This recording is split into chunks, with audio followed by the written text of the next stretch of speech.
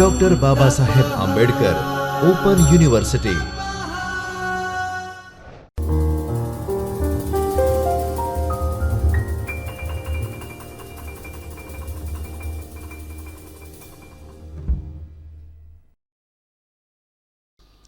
નમસ્કાર દર્શક મિત્રો, મારું નામ અંકિત જોશી છે. હું ડૉક્ટર બાબા સાહેબ આંબેડકર ઓપન યુનિવર્સિટીમાં કોમર્સ અને મેનેજમેન્ટ વિભાગમાં આસિસ્ટન્ટ પ્રોફેસર તરીકે હાલમાં કાર્યરત છું. આજે આપણે જે આપણું ટીવાય બીકોમ છે, 73 વર્ષ બીકોમ છે, આમાં જે આપણું સબ્જેક્ટ આવે છે સંચાલકીય હિસાબી પદ્ધતિ. એ સંચાલકીય હિસાબી પદ્ધતિમાં આપણે જે ભાગ 3 છે, આપણી જે સંચાલકીય હિસાબી પદ્ધતિ છે એટલે મેનેજમેન્ટ એકાઉન્ટિંગ. એ મેનેજમેન્ટ એકાઉન્ટિંગમાં ભાગ 3, એ ભાગ 3માં એકમ 11 એટલે પરિવર્તનશીલ અંદાજપત્ર. એ પરિવર્તનશીલ અંદાજપત્ર ઉપર આજે આપણે ચર્ચા કરવાના છીએ. તો આજે આ એકમ છે ને, આ એકમમાં આપણે કઈ કઈ વસ્તુ ભણવાના છીએ? તો આ એકમમાં પ્રસ્તાવના એટલે આજે પરિવર્તનશીલ અંદાજપત્રની વાત કરી, આ ક્યારે બનાવવાનો હોય, કેમ બનાવવાનો હોય, પછી અંદાજપત્ર એટલે શું, પરિવર્તનશીલ અંદાજપત્ર એટલે શું, પછી અંદાજપત્રના પ્રકારો કેટલા પ્રકારના અંદાજપત્રો આપણે બનાવી શકીએ, પછી પરિવર્તનશીલ અંદાજપત્રની વ્યાખ્યા. આપણે જે પરિવર્તનશીલ અંદાજપત્ર બનવાના છીએ એટલે શું, પરિવર્તનશીલ અંદાજપત્ર કોને કહેવાય, પછી આપણી પડતર ખર્ચનું વર્ગીકરણ, આપણે કેટલા પ્રકારના ખર્ચા કરીએ એકનું વર્ગીકરણ જોઈએ આપણે કે પડતર કેટલા પ્રકારની હોય, પછી પરિવર્તનશીલ અંદાજપત્રના ફાયદા. એ જે આપણે પરિવર્તનશીલ અંદાજપત્ર બનાવશું ને એનાથી આપણને ફાયદા કેટલા થશે, કેટલી આપણી અગત્યની નિર્ણયો આપણે એના ઉપર લઈ શકશું. પછી અંદાજપત્ર તૈયાર કરવાની રીતો, કેટલા પ્રકારની રીતો છે જેનાથી આપણે પરિવર્તનશીલ અંદાજપત્ર બનાવી શકીએ. પછી આપણે થોડા ઘણા ઉદાહરણો કરવાના છીએ એટલે થોડા ઘણા પ્રશ્નો આપણે જોઈશું. એ પ્રશ્નો ઉપરથી તમે બધી જ વસ્તુઓ તમે એક પ્રેક્ટિકલી દાખલાના રૂપે જોઈ શકશો. તો આપણે ચાલુ કરીએ પ્રસ્તાવનાથી. એટલે અંદાજપત્ર શું, અંદાજપત્ર કોને કહેવામાં આવે? જ્યારે આપણે અંદાજપત્રની વાત કરીએ એટલે ભવિષ્યના ચોક્કસ સમય માટે, એટલે 1 વર્ષ આગળ, એટલે 2013માં આપણે કામ કરતા હોઈએ, ચાલુ વર્ષ આપણું 2013 હોય તો 2014 માટે, 2015 માટે આપણે શું કરીએ, એ જે ચોક્કસ ભવિષ્ય છે એના માટે આવક, ખર્ચ, ઉત્પાદન, વેચાણ વગેરેનું અનુમાન દર્શાવતું પત્રક. કેવું પત્રક? એક એવું પત્રક જેમાં આપણને આપણી આવક કેટલી હશે, આપણું ખર્ચ કેટલો હશે, ઉત્પાદન કેટલું કરવું જોઈશે આપણને, વેચાણ કેટલું હશે આપણું, તો એનાનો જે આપણને ભવિષ્યનો એક ચોક્કસ સમય માટે અંદાજ આપે એવું પત્રક અંદાજપત્રક. આજના સમયમાં ઉદ્યોગ ધંધા માટે આયોજન કરવું ખૂબ જ જરૂરી છે. આપણને ખબર છે આપણી કેટલી કોમ્પિટિશન છે, હરીફાઈઓ કેટલી છે, એટલે આપણે ભવિષ્યની સારી રીતે આપણે અંદાજિત ના કરીએ ને તો આપણે બજારમાં ચાલી ના શકીએ. તો એના માટે કોઈ પણ ધંધાદારીને, કોઈ પણ ધંધાને એનું ભવિષ્યનું બધી જ વસ્તુઓનું આયોજન કરવું ખૂબ જ અગત્યનું છે. આયોજન એક ભાગ તરીકે સંચાલકો દ્વારા અંદાજપત્ર તૈયાર કરવામાં આવે. આજે અંદાજપત્ર શું છે? તો આયોજનના એક ભાગ રૂપે સંચાલકો આયોજન કરવા માંગતા હોય તો આયોજનના ભાગ રૂપે મારે આયોજન કરવું છે ભવિષ્યનું, એના ભાગ રૂપે હું એક પત્રક બનાવું છું જેનું નામ છે અંદાજપત્ર. સંચાલકો દ્વારા આવતા વર્ષ કેટલું ઉત્પાદન કરવું જોઈએ, કેટલું વેચાણ કરવું જોઈએ, કેટલો ખર્ચ થશે વગેરે વિશેનો અંદાજ કરવામાં આવે. આવા અંદાજિત આંકડાઓ માટે સંચાલકો દ્વારા અંદાજપત્ર તૈયાર કરવામાં આવે છે. આપણે બધી જ વસ્તુઓ, કેમ કે કેટલું ઉત્પાદન કરવું, કેટલું વેચાણ કરવું, કેટલો ખર્ચ થશે, આનો અંદાજિત આંકડો શોધો. એ અંદાજિત આંકડો અંદાજપત્રથી આપણને મળે. ક્યાંથી મળે? અંદાજપત્રથી મળે. હવે અંદાજપત્ર દ્વારા સંચાલકો વિવિધ પ્રવૃત્તિઓના આયોજન કરવામાં સરળતા રહે. હવે અંદાજપત્રથી આપણને ફાયદો શું? તો અંદાજપત્રથી આપણે આયોજન કરવામાં સરળતા રહે. અંદાજપત્ર એ ભવિષ્યના ચોક્કસ સમય માટે આવક, ખર્ચ, વેચાણ અને ઉત્પાદન વગેરે પ્રવૃત્તિઓનું અનુમાન દર્શાવતું પત્રક છે. આ શું છે અંદાજપત્ર? તો અંદાજપત્ર એ ભવિષ્યના ચોક્કસ સમય માટે, એટલે 2014 કે 15ની વાત કરો, 2025ની વાત કરો, 2026ની વાત કરો, એક ચોક્કસ સમય માટે આપણને આપણું ભવિષ્ય શું હશે એનો અંદાજ આપે છે.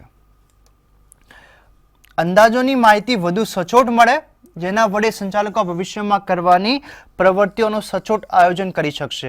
આપણને જે અંદાજ મળે એ વધુ સચોટ મળે, એકદમ વ્યવસ્થિત મળે, તો આપણે ભવિષ્યના નિર્ણયો લઈ શકશું. અંદાજપત્ર દ્વારા ખર્ચ અને આવકની યોજના બનાવવામાં આવે.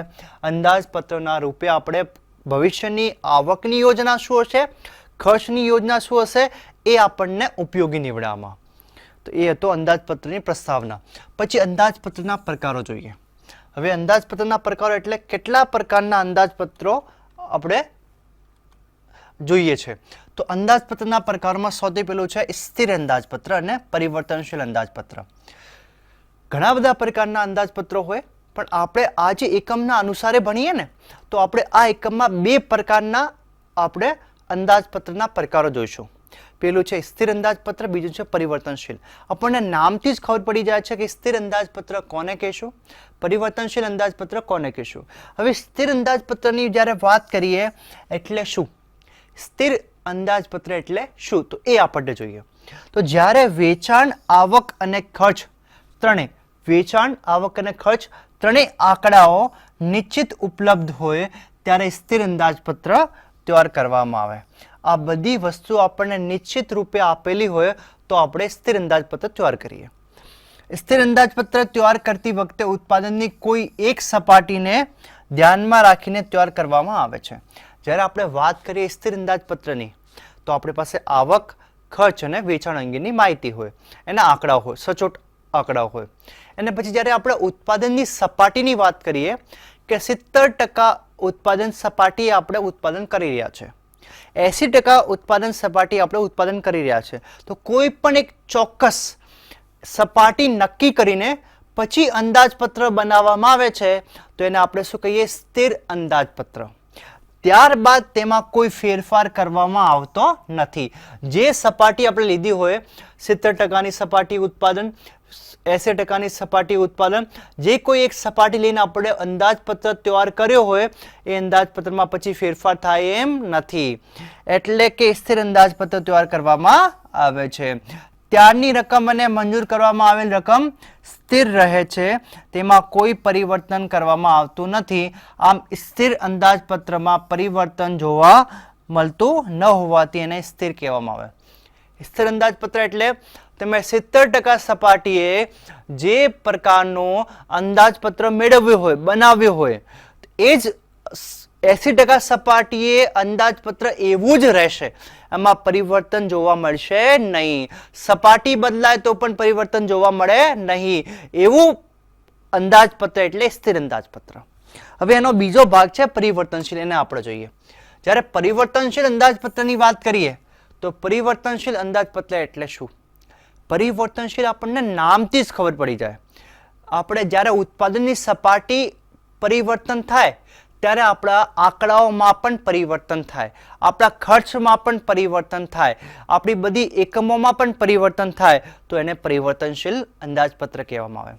જ્યારે વેચાણ, આવક અને ખર્ચના આંકડાઓ અંગે અંદાજો કરવા મુશ્કેલ હોય, આપણને અંદાજ કરવા બહુ મુશ્કેલ હોય કે કેટલા ટકા કેવી રીતે થશે, ત્યારે ઉત્પાદન સપાટી સ્થિર રહી શકે તેમ ન હોય ને આપણને ખબર છે આપણી ઉત્પાદન ભવિષ્યમાં અનિશ્ચિત છે, એટલે હું 70%નું બનાવું ને ભવિષ્યમાં 80%નું રહેવાના ચાન્સ હોય, તો ઉત્પાદન 80% કરવું હોય તો, એટલે ભવિષ્ય આપણને ચોક્કસ ના દેખાતું હોય કઈ વસ્તુમાં, તો કેટલું ઉત્પાદન કરવું જોઈએ, કેટલી સપાટી ઉત્પાદન કરવું જોઈએ, એ આપણને નિશ્ચિત ના બતાવતો હોય. જેના કારણે લીધે સંચાલકો દ્વારા પરિવર્તનશીલ અંદાજપત્ર તૈયાર કરવામાં આવતો હોય છે. એના હિસાબે આપણે પરિવર્તનશીલ અંદાજપત્ર તૈયાર કરીએ. પરિવર્તનશીલ અંદાજપત્ર સ્થિર અંદાજપત્ર કરતા વધુ પ્રમાણમાં વ્યવહારુ અને ઉપયોગી અંદાજપત્ર છે. એ જે પરિવર્તનશીલ અંદાજપત્રની આપણે વાત કરી રહ્યા છે, એ પરિવર્તનશીલ અંદાજપત્ર બહુ કામે લાગે, આપણને નિર્ણય લેવામાં બહુ ઉપયોગી નીવડે. કોના કરતા? સ્થિર અંદાજપત્ર કરતા. પરિવર્તનશીલ અંદાજપત્રમાં સ્થિર ખર્ચ, ચલિત ખર્ચ અને અર્ધચલિત ખર્ચના તફાવત પર આધારિત છે. જે આપણે પરિવર્તનશીલ અંદાજપત્રની વાત કરીએ તો પરિવર્તનશીલ અંદાજપત્ર કોના ઉપર નિર્ભર કરે છે, કોના ઉપર આપણને ધ્યાન આપે છે, તો સ્થિર ખર્ચ, ચલિત ખર્ચ અને અર્ધચલિત ખર્ચ, એ ત્રણેય પ્રકારના જે ખર્ચાઓ છે એ ખર્ચાઓના ઉપર આપણે પરિવર્તનશીલ અંદાજપત્ર બનાવી શકીએ. પરિવર્તનશીલ અંદાજપત્ર બનાવવામાં 3 પ્રકારના ખર્ચ એ આપણને જોવા મળે છે. પરિવર્તનશીલ અંદાજપત્ર વાસ્તવમાં પ્રાપ્ત થયેલ પ્રવૃત્તિઓના સ્તર અનુસાર બદલવા માટે રચાયેલું છે. હવે આપણને પરિવર્તનશીલ અંદાજપત્ર શા માટે રચાયેલું છે? તો વાસ્તવિકતામાં જે આપણી ઉત્પાદનની સપાટી બદલે છે એના હિસાબે આપણે એને મોડિફાઈ કરી શકીએ, એને આપણે આ અંદાજપત્રને આપણે પરિવર્તનશીલ કરી શકીએ, એટલે આ પરિવર્તનશીલ અંદાજપત્ર કહેવામાં આવે. 70ની સપાટીએ મેં મારો અંદાજિત વેચાણ, આવક બધું શોધ્યો, એનો એક અંદાજપત્ર તૈયાર કર્યો. વાસ્તવિકતામાં મારી જે ઉત્પાદન છે 80% થવાની છે, 90% થવાની છે. તો જે 70% સપાટીએ મેં જે અંદાજિત આંકડા મૂક્યા હોય એ આપણે પરિવર્તનશીલ કરી શકીએ વાસ્તવિકતામાં 90,000નું જે ઉત્પાદન કરવું હોય એના હિસાબે. તો એટલે એને પરિવર્તનશીલ અંદાજપત્ર કહેવામાં આવે. જ્યારે પણ ઉત્પાદનની સપાટી બદલે તો એનામાં પણ આપણે પરિવર્તન જોવા મળે છે. જેથી ઉત્પાદિત જથ્થાના ફેરફારો સાથે સંકળાયેલા ખર્ચાઓમાં થતા ફેરફારની મંજૂરી આપે છે. શું કરે છે? તો ઉત્પાદિત જથ્થાના ફેરફાર સાથે સંકળાયેલા ખર્ચાઓમાં થતા ફેરફારની મંજૂરી આપે છે. પરિવર્તનશીલ અંદાજપત્ર એ એક એવું અંદાજપત્ર છે. પરિવર્તનશીલ અંદાજપત્ર કેવા પ્રકારનું છે? જેમાં પ્રવૃત્તિના સ્તરમાં સરખા ફેરફાર થાય, કેટલી માત્રામાં વધારો થશે અથવા ઘટાડો થશે તે દર્શાવે છે. આ શું દર્શાવે છે? તો પરિવર્તનશીલ અંદાજપત્ર આપણને પ્રવૃત્તિના સ્તરમાં સરખા ફેરફાર થાય ત્યારે કેટલી માત્રામાં વધારો કે કેટલી માત્રામાં ઘટાડો થશે એ દર્શાવવામાં આવે છે. હવે જ્યારે પરિવર્તનશીલ અંદાજપત્રની વ્યાખ્યાની વાત કરીએ એટલે પરિવર્તનશીલ અંદાજપત્રને આપણે વ્યાખ્યાયિત કેવી રીતે કરી શકીએ, કેવી રીતે એને આપણે કહી શકીએ કે એને આપણે પરિવર્તનશીલ અંદાજપત્ર કહી શકાશું. તો એના માટેની ડેફિનેશન છે, અંદાજપત્ર સ્થિર, અસ્થિર અને ચલિત ખર્ચના તફાવતને ધ્યાનમાં રાખીને. એટલે જે પરિવર્તનશીલ અંદાજપત્ર છે એ શું છે? તો એ એવું અંદાજપત્ર છે જેમાં સ્થિર ખર્ચ, અસ્થિર ખર્ચ અને ચલિત ખર્ચ એ ત્રણેય પ્રકારના ખર્ચમાં તફાવત રાખે છે. રાખીને ઉત્પાદનની ખરેખર પ્રાપ્ત થયેલ સપાટીના સંદર્ભમાં ઉત્પાદનની ખરેખર સપાટી કેટલી છે તેના સંદર્ભમાં બદલાય એ રીતે બનાવવામાં આવે છે. એ સંદર્ભમાં બદલાતું રહે. આપણો જે સ્થિર ખર્ચ, અસ્થિર ખર્ચ અને ચલિત ખર્ચ હશે એ આપણી સપાટીના આધારે બદલાતા રહેશે, એની રકમ અંદાજિત બદલાતી રહેશે. તે પરિવર્તનશીલ અંદાજપત્ર કહેવામાં આવે છે. એની બીજી પણ એક ડેફિનેશન છે, વ્યાખ્યા છે, જેમાં સ્પષ્ટ થાય છે કે ઉત્પાદનની જે સપાટી ખરેખર પ્રાપ્ત થાય, ઉત્પાદનની સપાટી વાસ્તવિકતા સપાટી કેટલી છે એ આપણને ખબર પડે, તે પ્રમાણે તે બદલાય છે. આપણને ખબર પડી ગઈ કે 70% આપણે બનાવી હતી, વાસ્તવમાં 80% જેવી, 90% જેવી ઉત્પાદનની જરૂરિયાત છે. તો એના હિસાબે બદલાતી રહે, ઉત્પાદનના એકમના હિસાબે એમાં ફેરફાર થતો રહે. એમાં એટલે એના જે સ્થિર ખર્ચ, ચલિત ખર્ચ અને અર્ધચલિત ખર્ચ છે એમાં જે સંદર્ભમાં આપણને જે સંદર્ભમાં પરિવર્તનશીલતા જોવા મળે એ જોવા મળે આપણને.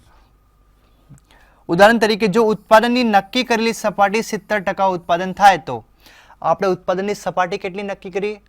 તો ઉત્પાદનની નક્કી કરેલી સપાટીના 70% ઉત્પાદન થાય તો પરિસ્થિતિ કેવી હશે?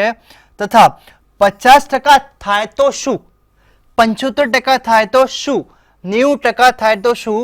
ઉત્પાદન થાય તો કુલ પડતર કેટલી થશે? અને તેની માહિતી પરિવર્તનશીલ અંદાજપત્ર પરથી આપણને મળે છે કે 70% મારો અંદાજપત્ર આ છે, આ સ્થિર ખર્ચાઓ છે, આ ચલિત ખર્ચાઓ છે, આ અર્ધચલિત ખર્ચાઓ છે.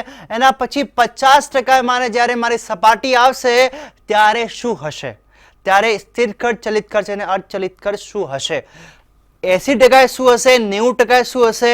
એ આપણને તફાવત આપે છે. એને પરિવર્તનશીલ અંદાજપત્ર કહેવામાં આવે છે.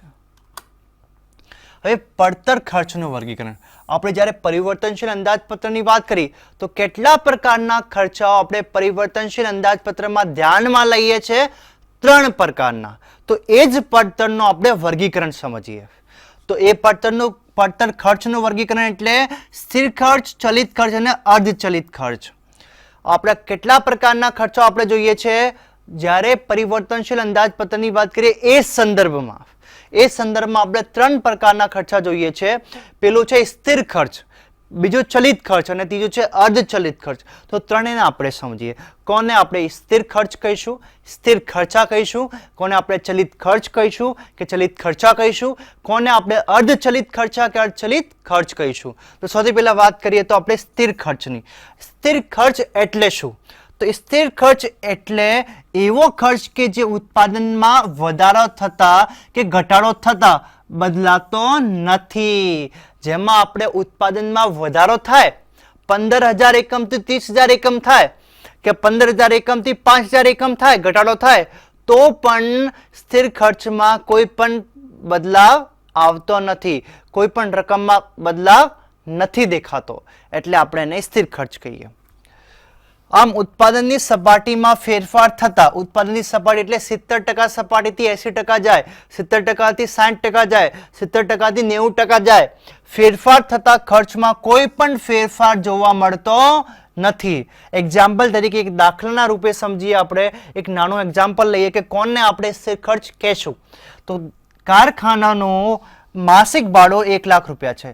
કારખાનાનું માસિક ભાડું કેટલું? 1 લાખ રૂપિયા જે ચૂકવવાનું આપણે થાય છે. ઉત્પાદન 5,000 એકમોનું થાય છે. એ ફેક્ટરીમાં, એ કારખાનામાં 5,000 એકમનું ઉત્પાદન કરીએ અને 1 લાખનો આપણે રેન્ટ ચૂકવીએ, ભાડું ચૂકવીએ, તો પણ ભાડું 1 લાખ જ ચૂકવવાનું થશે. આપણને ખબર છે 1 લાખ જ ભાડું નક્કી કરેલું હોય તો આપણે 1 લાખનું જ ભાડું ચૂકવીએ છીએ. અને જો ઉત્પાદન શૂન્ય થાય તો આપણે 5,000 એકમ ઉત્પાદન કરતા હતા એની જગ્યાએ 1 પણ એકમનું ઉત્પાદન ના કરીએ તો 1 પણ એકમનું ઉત્પાદન ના કરીએ તો પણ આપણે ભાડું તો ચૂકવવું જ પડશે. 1 લાખ રૂપિયા તો આપણો ખર્ચ થવાનો જ છે. એટલે 5,000 એકમ કરો ઉત્પાદન કે 0 એકમ કરો કે 25,000 કરો, આપણે લાખ રૂપિયો જે મકાનનું ભાડું છે, કારખાનાનું ભાડું છે, એ તો આપણે ચૂકવવાનું જ રહેશે. તો એવા પ્રકારના ખર્ચા આપણે સ્થિર ખર્ચા ગણવામાં આવે. ઉત્પાદન શૂન્ય થાય તો પણ કારખાનાનું ભાડું લાખ રૂપિયા તો ચૂકવવાના જ પડશે. આમ ઉત્પાદનમાં વધારો કે ઘટાડો થાય તો પણ કુલ સ્થિર ખર્ચમાં એક સરખો જ રહે છે. આમાં કઈ બદલાવ દેખાતો નથી. કોનામાં? કુલ સ્થિર ખર્ચમાં. કોનામાં? કુલ સ્થિર ખર્ચ સમાન રહે. ઉત્પાદન સપાટીમાં વધારો કે ઘટાડો થાય તો પણ કુલ સ્થિર ખર્ચ બરાબર રહે, સમાન રહે છે. હવે બીજું જોઈએ આપણે. પરંતુ એકમ દીઠ સ્થિર ખર્ચની વાત કરીએ. કોની વાત કરીએ? એકમ દીઠ સ્થિર ખર્ચની વાત કરીએ. પેલા કોની વાત કરતા હતા? કુલ સ્થિર ખર્ચની વાત કરતા. કોની? કુલ સ્થિર ખર્ચ જે સમાન રહે. જ્યારે આપણે એકમ દીઠ સ્થિર ખર્ચની વાત કરીએ તો એકમ દીઠ સ્થિર ખર્ચ વધઘટ થતો રહે છે. જેટલી પણ એકમ વધે છે એને સાથે સાથે એકમ દીઠ સ્થિર ખર્ચ ઘટતો જાય છે. જેમ કે 2,000 એકમના ઉત્પાદનમાં ભાડું રૂપિયા 1 લાખ હતું. 2,000 એકમનું ઉત્પાદન કરીએ તો ભાડું 1 લાખ હતું. તો એકમ દીઠ કેટલા થયા? 50 રૂપિયા થયા ને. 1 લાખ ભાગ્યા 2,000 એટલે 50 રૂપિયા એકમ દીઠ આપણે ભાડો આવ્યો. એકમ દીઠ ભાડું 50 રૂપિયા. અને 5,000 એકમોનું ઉત્પાદન કરીએ તો એકમ દીઠ ભાડું કેટલો આવે? તો 1 લાખ ભાગ્યા 5,000 એટલે 20 થશે. કેટલું થશે? 20 રૂપિયા. તો આમ આપણને એકમ દીઠ સ્થિર ખર્ચમાં આપણે તફાવત જોવા મળ્યો ને. ભાડું તો 1 લાખ જ હતું પણ ઉત્પાદનની સપાટીનો વધઘટ થતો હતો ને. 2,000 પહેલા ઉત્પાદનની સપાટી હતી, પછી 5,000 ઉત્પાદનની સપાટી થઈ ગઈ. તો ઉત્પાદનની સપાટીમાં ફેરફાર થતા આપણે એકમ દીઠ જે સ્થિર ખર્ચ હોય ને એ બદલાઈ જાય છે. આમ કુલ સ્થિર ખર્ચ કુલ સેમ રહે છે. જ્યારે ઉત્પાદનમાં વધારો અને ઘટાડો થતા એકમ દીઠ સ્થિર ખર્ચમાં ફેરફાર જોવા મળે છે.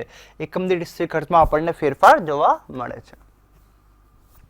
હવે ચલિત ખર્ચાની વાત કરીએ. નામથી જ ખબર પડી જાય આપણને ચલિત ખર્ચા જે ચાલતા હોય. ચલિત ખર્ચા એટલે જે ઉત્પાદનની સપાટીએ બદલાતા હોય. ઉત્પાદનની સપાટી વધી તો આપણા જે ચલિત ખર્ચાઓ છે એ પણ વધશે. ઉત્પાદનની સપાટી ઘટી તો ચલિત ખર્ચા પણ ઘટશે. ચલિત ખર્ચ ઉત્પાદનના જથ્થાના પ્રમાણ સાથે સંકળાયેલા હોય છે. કોના સાથે? જથ્થાના પ્રમાણ સાથે સંકળાયેલા હોય. ઉત્પાદનના જથ્થામાં ફેરફાર થતા કુલ ચલિત ખર્ચમાં પણ ફેરફાર થાય છે. ઉત્પાદનના જથ્થામાં ફેરફાર થાય. ઉત્પાદનના જથ્થામાં ફેરફાર એટલે વધી જવાનો કે ઘટી જવાનો, બંને હોઈ શકે. તો ઉત્પાદનનો જથ્થો વધતો હોય કે ઘટતો હોય તો પણ કુલ ચલિત ખર્ચમાં ફેરફાર થશે. ચલિત ખર્ચા જેવા કે ચલિત ખર્ચામાં કઈ કઈ વસ્તુ આવે? પ્રત્યક્ષ માલ સામાન ખર્ચ, પ્રત્યક્ષ મજૂરી ખર્ચ વગેરે ઉત્પાદનમાં ફેરફાર થવાને કારણે ચલિત ખર્ચમાં પણ ફેરફાર થાય છે. એટલે કે ઉત્પાદનમાં ઘટાડો થતા કે કુલ ચલિત ખર્ચમાં ઘટાડો થાય છે. આપણે એવું માની લઈએ કે ઉત્પાદનમાં ઘટાડો થાય, ઉત્પાદનની એકમમાં ઘટાડો થાય તો કુલ ચલિત ખર્ચમાં પણ ઘટાડો જોવા મળશે. ને જ્યારે આપણે ઉત્પાદનમાં વધારો થાય, ઉત્પાદનમાં એકમમાં વધારો થાય ત્યારે આપણે કુલ ચલિત ખર્ચ છે એ પણ આપણને વધતો જોવા મળશે. દાખલા તરીકે એકમ દીઠ મજૂરી 50 રૂપિયા છે. કેટલી છે? એકમ દીઠ મજૂરી 50 રૂપિયા. એ એકમ દીઠ આપણે ચલિત ખર્ચ હોય ને એ સમાન રહે. એકમ દીઠ ચલિત ખર્ચ એ સમાન રહે. જ્યારે આપણે કોની વાત કરીએ? કુલ ચલિત ખર્ચની વાત કરીએ તો કુલ ચલિત ખર્ચ આપણા જે સકારાત્મક સંબંધો કોના સાથે? ઉત્પાદન સાથે. ઉત્પાદન વધતું હોય ને તેના સાથે સાથે ચલિત ખર્ચ એટલે કુલ ચલિત ખર્ચ તો વધશે. ઉત્પાદન ઘટતું હોય તો કુલ ચલિત ખર્ચ ઘટશે. પણ જ્યારે આપણે ચલિત ખર્ચામાં પણ એકમ દીઠ ચલિત ખર્ચાની વાત કરીએ તો એકમ દીઠ ચલિત ખર્ચા સ્થિર રહે છે. અને 5000 એકમોનું ઉત્પાદન થાય તો કુલ મજૂરી ખર્ચ કેટલો? મજૂરી એકમ દીઠ મજૂરી 50 રૂપિયા. એકમ કેટલા બનાવીએ? 5000. તો કુલ મજૂરી ખર્ચ કેટલો થયો? 50 ગુણ્યા 5000 એટલે 25000 થયો. અને જો ઉત્પાદન 10000 એકમોનું થાય, ઉત્પાદન આપણે 5000 થી 10000 એકમ વધારીએ એટલે 5000 એકમ વધારે એકમ કરીએ તો કુલ મજૂરી કેટલી થાય? 10000 ગુણ્યા 50 એટલે 50000 થાય. અને જો ઉત્પાદન શૂન્ય થાય તો મજૂરી ખર્ચ પણ શૂન્ય થાય. ઉત્પાદન આપણે કંઈ પણ પ્રકારનું કરતા નથી તો આપણું જે મજૂરી ખર્ચ છે, કોઈને મજૂરી આપણી ચૂકવણી થતી જ નથી તો કોઈ પણ પ્રકારની આપણે મજૂરી ના ચૂકવીએ તો આપણું શું થાય? તો એ પણ શૂન્ય ગણાય. આમ ઉત્પાદનમાં વધારો કે ઘટાડો થતા કુલ ચલિત ખર્ચમાં પણ વધારો જોવા મળે છે, પરંતુ એકમ દીઠ તે સ્થિર રહે છે. આપણને ચલિત ખર્ચામાં કઈ બે વસ્તુ આપણે ધ્યાનમાં લાગી? તો પહેલી વસ્તુ કે જ્યારે આપણે કુલ ચલિત ખર્ચની વાત કરીએ, કોની? કુલ ચલિત ખર્ચ, તો એ ઉત્પાદનમાં વધારો થાય ત્યારે કુલ ચલિત ખર્ચ પણ વધે છે. જ્યારે ઉત્પાદનમાં ઘટાડો થાય ત્યારે કુલ ચલિત ખર્ચ પણ ઘટે છે. એટલે બંને વચ્ચે સકારાત્મક સંબંધ છે. જ્યારે આપણે એકમ દીઠ ચલિત ખર્ચની વાત કરીએ તો એકમ દીઠ ચલિત ખર્ચ સ્થિર રહે છે. એકમ દીઠ ચલિત ખર્ચ સ્થિર રહે છે. ઉત્પાદનમાં ઘટાડો થાય કે વધારો થાય એનાથી એકમ દીઠ ચલિત ખર્ચમાં કોઈ પણ પ્રકારનો બદલાવ કે પ્રભાવ જોવા મળતો નથી. બીજું છે અર્ધચલિત ખર્ચ. આપણને નામથી જ ખબર પડી જાય અર્ધચલિત ખર્ચ એટલે જેમાં ચલિત પણ છે એ ચલિતનો પોર્શન કેટલો? અડધો ચલિત અડધો અર્ધચલિત. એટલે આપણે એવું કહી શકાય એક એવો કોમ્બિનેશન છે, સમન્વય છે ચલિત ખર્ચનો પણ અને સ્થિર ખર્ચનો પણ. એટલે આપણે એને અર્ધચલિત કહી શકાય, અર્ધ સ્થિર પણ કહી શકાય. એટલે એક એવો ખર્ચ જેમાં ચલિત ખર્ચનો પણ પોર્શન છે, ભાગ સમાયેલો છે, ને જેમાં આપણે સ્થિર ખર્ચનો પણ ભાગ સમાયેલો છે. એટલે એને અર્ધચલિત કે અર્ધ સ્થિર ખર્ચ કહેવામાં આવે. જ્યારે અર્ધચલિત ખર્ચની વાત કરીએ એટલે એવો ખર્ચ કે જે ઉત્પાદનની અમુક સપાટી સુધી તે સ્થિર રહે છે. જ્યારે આપણે વાત કરીએ આપણે ઇલેક્ટ્રિસિટી બિલની, તો ઇલેક્ટ્રિસિટી બિલમાં આપણે શું કહીએ કે કોઈ પણ પ્રકારની આપણે ખાતું લઈ લઈએ કે કોઈ પણ પ્રકારનો ખર્ચ લઈ લઈએ. આમ આપણે એવું માની લઈએ કે મારે 10000 સુધી ઉત્પાદન કરવું ને તો તમારે 10000ની જગ્યા આપણે 20000 રૂપિયા ચૂકવણી કરવાની, એવી રીતે કે 1000 એકમની જગ્યા 20000ની ચૂકવણી કરવાની. હવે એના પછી તમે એક પોઈન્ટ પર આગળ વધશો ને તો તમારે પછી હવે એના પર્સેન્ટેજ આપવા પડશે મને. શું? પર્સેન્ટેજ. એટલે એનાથી આપણને ચલિત ખર્ચ પણ આમાં જોવા મળે છે. તો એક એવો ખર્ચ છે જે ઉત્પાદનની અમુક સપાટી સુધી તો સ્થિર રહે છે અને ત્યારબાદ તેમાં ફેરફાર થતો જોવા મળે છે. અર્ધચલિત ખર્ચ એટલે એવો ખર્ચ જે અમુક સપાટી સુધી સ્થિર રહે છે અને અમુક સપાટી વટાવી ગયા પછી એ ચલિત થઈ જાય છે. આમ ચલિત ખર્ચમાં સ્થિર ખર્ચ અને ચલિત ખર્ચ બંનેનું મિશ્રણ જોવા મળે છે. એટલે આ બંનેનું શું છે? કોમ્બિનેશન છે, સમન્વય છે, મિશ્રણ છે.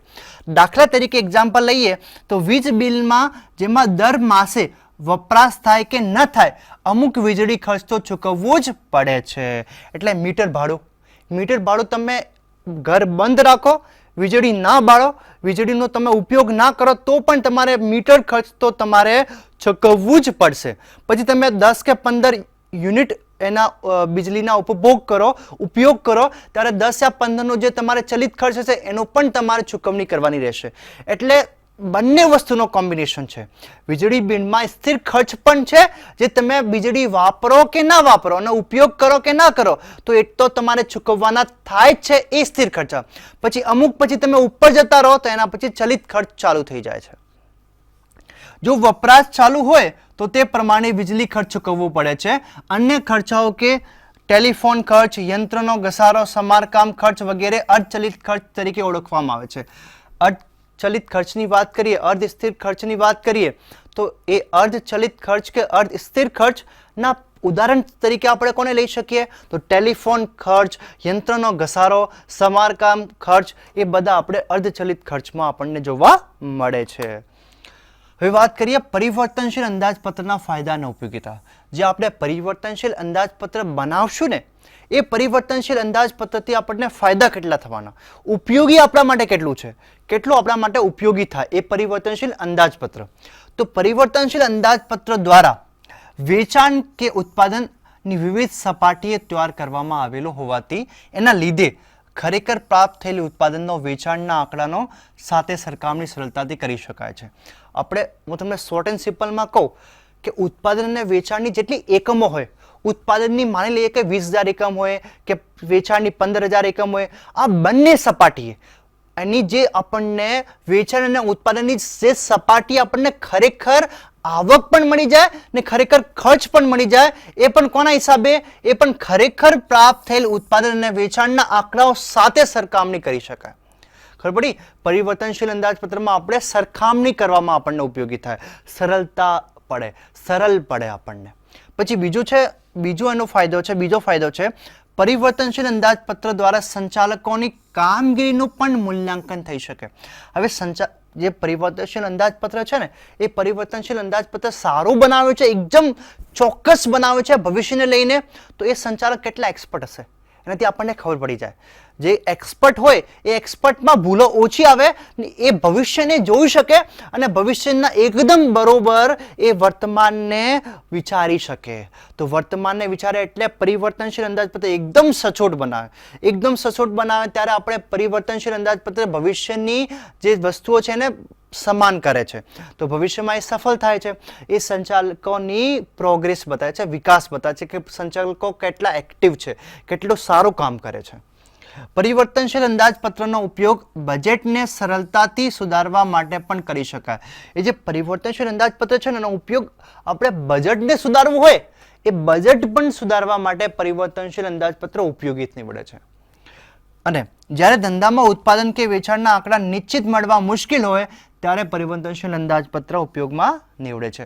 જ્યારે આપણને કશી ખબર જ ના હોય કે મારે 2024 કે પછી કે 26માં કે મારે એકમ 25,000 વેચવાના કે 20,000 વેચવાના, કે 20,000 વેચાશે કે 15,000 વેચાશે કે 17,000 વેચાશે, એની કશી ખબર ના હોય આપણને. કે ઉત્પાદન કેટલું થશે, ઉત્પાદન કેટલું કરવું પડશે કે મારે વેચાણ પૂરતું થઈ જાય, તો એની કંઈ પણ આંકડાની આપણને કોઈ પણ ખબર ના હોય, આંકડા નિશ્ચિત ના હોય, ત્યારે આજે પરિવર્તનશીલ અંદાજપત્ર છે એ આપણને ઉપયોગી ન પડે. કેમ કે આપણે અલગ અલગ સપાટી આપણો અંદાજ રાખીએ.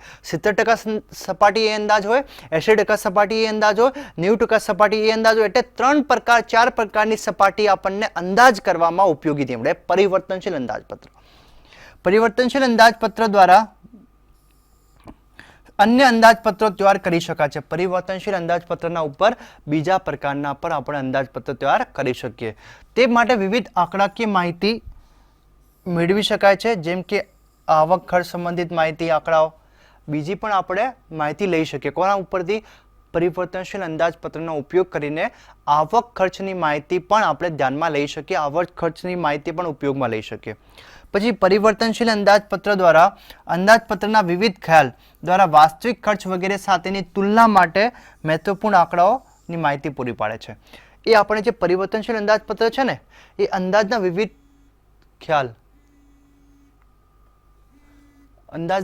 ખ્યાલ દ્વારા વાસ્તવિક ખર્ચ વગેરે સાથેની તુલના માટે આપણને ઉપયોગી નીવડે. કોના માટે ઉપયોગી નીવડે? તુલના માટે.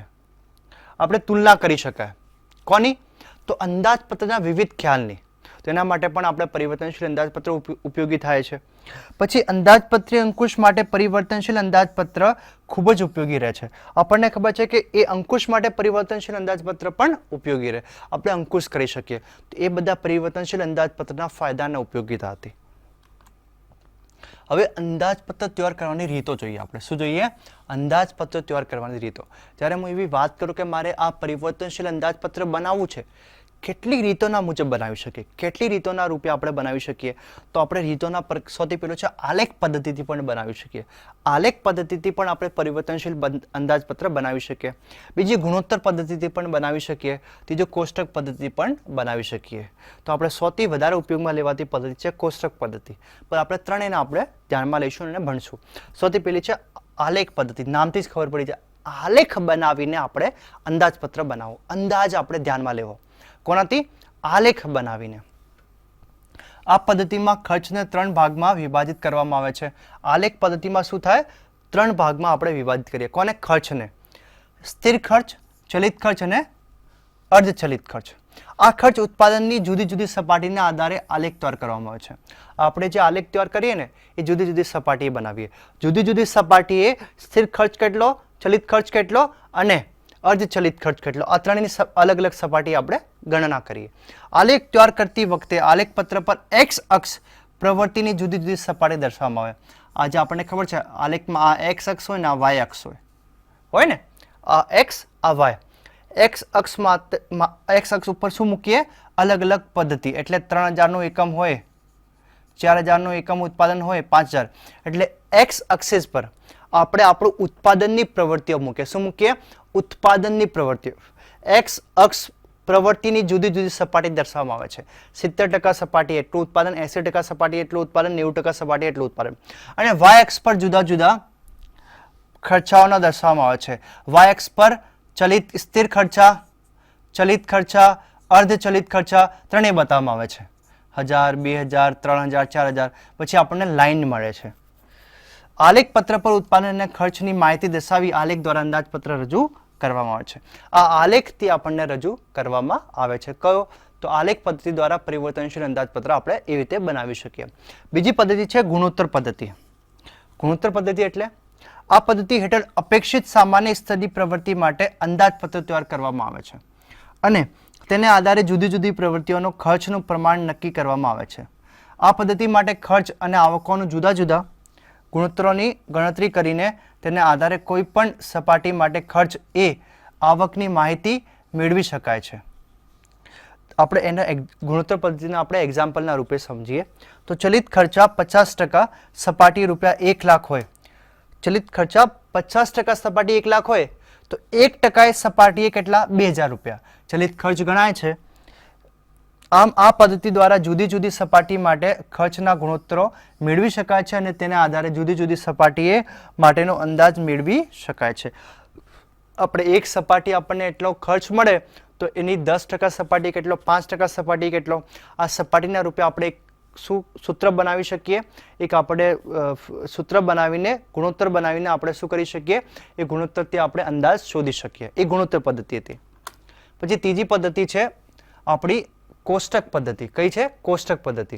પર કોષ્ટક પદ્ધતિ પહેલા આપણે એ જે ગુણોત્તર પદ્ધતિ છે એ ગુણોત્તર પદ્ધતિનો એક જોઈએ, એક ઉદાહરણ જોઈએ જેનાથી આપણને ખ્યાલ આવે કે આ ગુણોત્તર પદ્ધતિ કેવી રીતે આપણે પ્રેક્ટિકલી ઉપયોગ કરી શકીએ.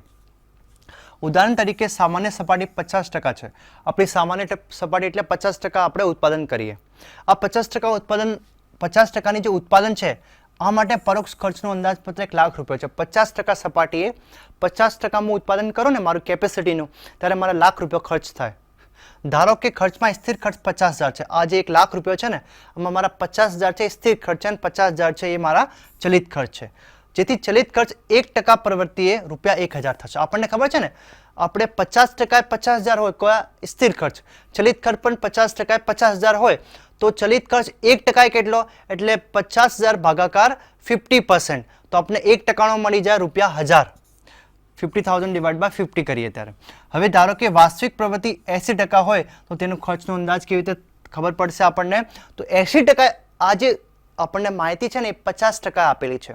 હવે 80% પ્રવૃત્તિ આપણી કેટલી થશે એની ગણના કરીએ તો સ્થિર ખર્ચ તો એ સરખો રહેવાનો, સમાન રહેવાનો 50,000. ચલિત ખર્ચ એ વધઘટ થાય, આપણને ખબર છે, આપણે હમણાં જ ભણ્યો. તો આમાં 1,000 છે, 1,000 કેટલા 80, તો 1,000 ગુણ્યા 80 એટલે 80,000 થઈ જાય. પેલા 50% આપણા 50,000 હતા, 80% કેટલા હશે 80,000. 50% મારો ચલિત ખર્ચ 50,000 રૂપિયા હતો તો 80% કેટલો એ તમે એવી રીતે પણ ગણી શકાય. 50% એ મારો 50,000 ખર્ચ છે તો 80% કેટલો, તો 80% કેટલો એક ક્વેશ્ચન માર્ક્સ. તો આપણે એને ક્રોસ મલ્ટિપ્લિકેશન કરાવવાનો, 50,000 ગુણ્યા 80 ભાગ્યા 50 એટલે આપણને કેટલા મળે એ 50 છે. કેટલા મળે આપણને, તો આપણને મળે 80,000 રૂપિયા. 50,000 ગુણ્યા 80 ભાગ્યા 50 તો 80,000 મળે. પછી 50 પ્લસ 80 1,30,000. તો ધન્યવાદ દત્તી મિત્રો, આજે તમે મારી સાથે જે પરિવર્તનશીલ અંદાજપત્ર એકમ જોયો, મને ખૂબ જ ખાતરી છે અને મને ખૂબ જ આનંદ થાય છે કે મેં તમને જે આજે પરિવર્તનશીલ અંદાજપત્ર શીખવાડ્યું એ તમે સરસ સારી રીતે સમજણ પડી હશે અને તમે ભવિષ્યમાં પણ જ્યારે પણ પરિવર્તનશીલ અંદાજપત્ર જોશો ત્યારે એને ધ્યાનમાં લઈને જોશો અને ખૂબ જ તમારા ભવિષ્યની કામના સાથે હું આજે વિરમું છું. ધન્યવાદ. स्वाध्यायः